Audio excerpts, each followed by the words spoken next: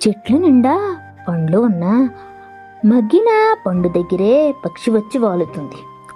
కుళ్ళిన పండు వైపు పురుగు పాకుతుంది. అదే విధంగా మంచి చెడుల సమూహం నీ చుట్టూ ఉంది. ఎటువైపు అడుగు వేయాలన్నది నీ ఆలోచన స్వభావం పైన ఆధారపడి ఉంటుంది. అర్థమైందనుకుంటా. వేదం చదివితే ధర్మం తెలుస్తుంది, వైద్యం చదివితే రోగం తెలుస్తుంది, గణితం చదివితే లెక్క తెలుస్తుంది, లోకం చదివితే బ్రతకడం తెలుస్తుంది. ఒకటి గుర్తించుకో,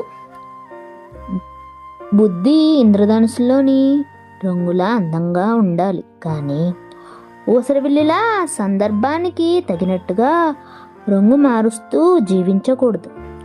ఏదొక రోజు అసలు రంగు బయటపడుతుంది. అప్పుడు జీవితంలో ఏ రంగు లేకుండా పోతుంది. గుర్తించుకోండి.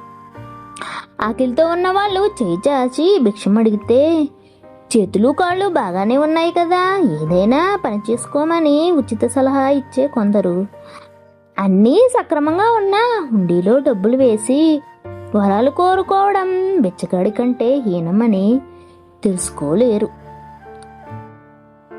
అర్థమైందనుకుంటా. మీ నోటికి ఇష్టం వచ్చినట్లు మాట్లాడే ముందు ఒకటి గుర్తుపెట్టుకోండి.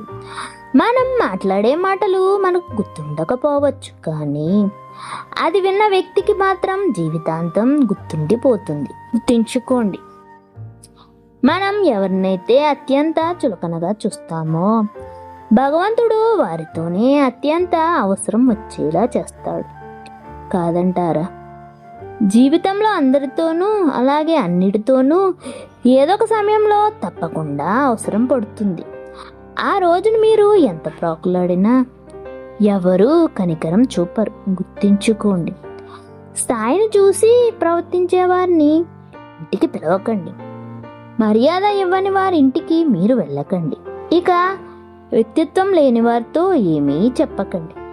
విలువ ఇవ్వని వారితో ఏమీ మాట్లాడకండి. నోరు అదుపు లేని వారితో ఏమీ చెప్పకు.